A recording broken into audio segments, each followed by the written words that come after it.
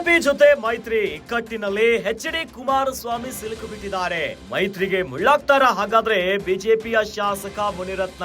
ಒಕ್ಕಲಿಗ ಮಹಿಳೆಯರ ಬಗ್ಗೆ ಕೆಟ್ಟದಾಗಿ ಮಾತನಾಡಿರುವಂತಹ ಮುನಿರತ್ನ ಬಿಜೆಪಿ ಶಾಸಕನದ್ದು ಎನ್ನಲಾದಂತಹ ಆಡಿಯೋ ಎಲ್ಲೆಡೆ ವೈರಲ್ ಆಗಿಬಿಟ್ಟಿದೆ.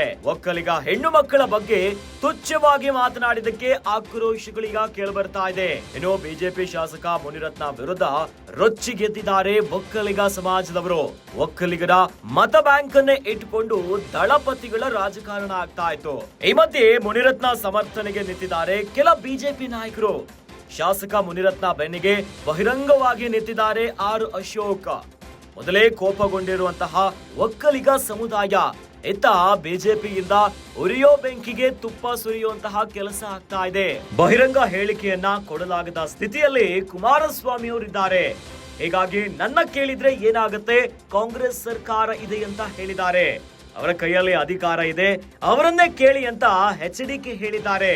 ಏನೋ ಬಿಜೆಪಿ ಮೇಲಿನ ಸಿಟ್ಟನ್ನು ಕೂಡ ಕಾಂಗ್ರೆಸ್ ಮೇಲಿನೇ ತೋರಿದ್ದಾರೆ ಎಚ್.ಡಿ.ಕೆ. ರಾಜ್ಯ ಬಿಜೆಪಿ ನಾಯಕರ ನಡವಳಿಕೆಯಿಂದ ಎಚ್.ಡಿ.ಕೆಗೆ ಬೇಸರವಾಗಿದೆ.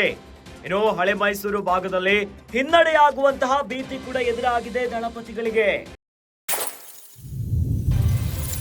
ಮುನಿರತ್ನ ಅರೆಸ್ಟ್ ಆಗ್ತಿದ್ದಂತೆ ಇತ್ತ ದೋಸ್ತಿ ಪಡೆಗಳಿಗೆ ಬಿಜೆಪಿ ಮತ್ತು ಜೆಡಿಎಸ್ ಮೈತ್ರಿ ದೋಸ್ತಿಗೆ ಈಗ ಒಂದ್ ರೀತಿಯಾದಂತಹ ಬಿರುಕು ಮೂಡದಂತೆ ಕಾಣಿಸ್ತಾ ಇದೆ. ಬಿಜೆಪಿಯ ಜೊತೆ ಮೈತ್ರಿ ಮಾಡಿಕೊಂಡಿದ್ದಾರೆ. ಈಗ ಇದೇ ಮೈತ್ರಿ ಇಕ್ಕಟ್ಟಿನಲ್ಲಿ ಸಿಲುಕಿಸಿಬಿಟ್ಟಿದೆ ಎಚ್.ಡಿ. ಕುಮಾರಸ್ವಾಮಿ ಅವರನ್ನ. ಹಾಗಾದ್ರೆ ಮೈತ್ರಿಗೆ ಮುಳ್ಳಾಗ್ತಾರ ಬಿಜೆಪಿಯ ಶಾಸಕ ಮುನಿರತ್ನ ಅನ್ನುವಂತಹ ಪ್ರಶ್ನೆ ಎದುರಾಗಿಬಿಟ್ಟಿದೆ. ಶಾಸಕ ಮುನಿರತ್ನ ಜಾತಿ ನಿಂದನೆ ಮತ್ತು ಜೀವ ಬೆದರಿಕೆಯ ಕೇಸ್ನಲ್ಲಿ ಈಗ ಅರೆಸ್ಟ್ ಆಗಿದ್ದಾರೆ. ಏನೋ ಬಿಜೆಪಿ ಶಾಸಕರದ್ದು ಎನ್ನುವಂತಹ ಆಡಿಯೋ ಏನಿದೆಯಲ್ಲ, ಭಾರಿ ವೈರಲ್ ಆಗ್ತಾ ಇದೆ ಎಲ್ಲೆಡೆ. ಇವೆಲ್ಲದರ ನಡುವೆ ಒಕ್ಕಲಿಗ ಮಹಿಳೆಯರ ಬಗ್ಗೆ ಕೆಟ್ಟದಾಗಿ ಮಾತನಾಡಿದ್ದಾರೆ ಮುನಿರತ್ನ. ಒಕ್ಕಲಿಗ ಹೆಣ್ಣು ಮಕ್ಕಳ ಬಗ್ಗೆ ತುಚ್ಛವಾಗಿ ಮಾತನಾಡಿದ್ದಕ್ಕೆ ಈಗ ಆಕ್ರೋಶ ಹೊರಗಾಗ್ತಿದ್ದಾರೆ. ಬಿಜೆಪಿ ಶಾಸಕ ಮುನಿರತ್ನ ವಿರುದ್ಧ ಒಕ್ಕಲಿಗ ಸಮಾಜ ಈಗ ರೊಚ್ಚಿಗೆದ್ದು ಬಿಟ್ಟಿದೆ. ಇನ್ನು ಒಂದು ಕಡೆಯಲ್ಲಿ ಒಕ್ಕಲಿಗ ಮತ ಬ್ಯಾಂಕ್ ಅನ್ನ ಇಟ್ಟುಕೊಂಡೇ ದಳಪತಿಗಳ ರಾಜಕಾರಣ ಬಹಳ ಜೋರಾಗಿದೆ. ಈ ಮಧ್ಯೆ ಮುನಿರತ್ನ ಕೊಟ್ಟಿರುವಂತಹ ಒಂದು ಹೇಳಿಕೆ ಆಡಿಯೋ ಇವೆಲ್ಲ ಸಮರ್ಥನೆಗೆ ಕೆಲ ಬಿಜೆಪಿ ನಾಯಕರು ಕೂಡ ಕೈ ಜೋಡಿಸಿದ್ದಾರೆ. ಬಹಿರಂಗವಾಗಿನೇ ಶಾಸಕ ಮುನಿರತ್ನ ಪರ ನಿಂತಿದ್ದಾರೆ. ಆರ್ ಅಶೋಕ್ ಕೂಡ ಬಹಿರಂಗವಾಗಿನೇ ತಮ್ಮ ಸಹಮತವನ್ನ ತೋರಿಸುತ್ತಿದ್ದಾರೆ. ಇದೇ ವಿಚಾರಕ್ಕೆ ಈಗ ದೊಡ್ಡ ಇಕ್ಕಟ್ಟಿನ ಪರಿಸ್ಥಿತಿ ಎದುರಾಗ್ಬಿಟ್ಟಿದೆ. ಒಂದು ಕಡೆಯಲ್ಲಿ ಕೋಪಗೊಂಡಿದ್ದಾರೆ ಒಕ್ಕಲಿಗ ಸಮುದಾಯ. ಇತ್ತ ಬಿಜೆಪಿ ನಾಯಕರಿಂದಲೂ ಕೂಡ ಉರಿಯೋ ಬೆಂಕಿಗೆ ತುಪ್ಪ ಸುರಿಯುವಂತ ಕೆಲಸ ಕೂಡ ಆಗ್ತಾ ಇದೆ. ಹೀಗಾಗಿನೇ ಎಚ್.ಡಿ. ಕುಮಾರಸ್ವಾಮಿ ಅವರಿಗೆ ಒಕ್ಕಲಿಗ ಸಮುದಾಯ ಬಹಳ ಇಂಪಾರ್ಟೆಂಟ್ ಆಗಿರುತ್ತೆ, ಮೇಜರ್ ಫ್ಯಾಕ್ಟರ್ ಅನ್ನ ವಹಿಸುತ್ತೆ.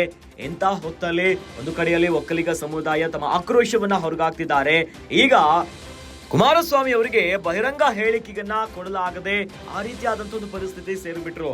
ಹೀಗಾಗಿನೇ ನನ್ನ ಕೇಳಿದ್ರೆ ಏನಾಗುತ್ತೆ, ಕಾಂಗ್ರೆಸ್ ಸರ್ಕಾರ ಇದೆ, ಅವರ ಕೈಯಲ್ಲಿ ಅಧಿಕಾರ ಇದೆ, ಅವರನ್ನೇ ಕೇಳಿ ಅಂತ ಎಚ್.ಡಿ.ಕೆ ಹೇಳಿದ್ದಾರೆ.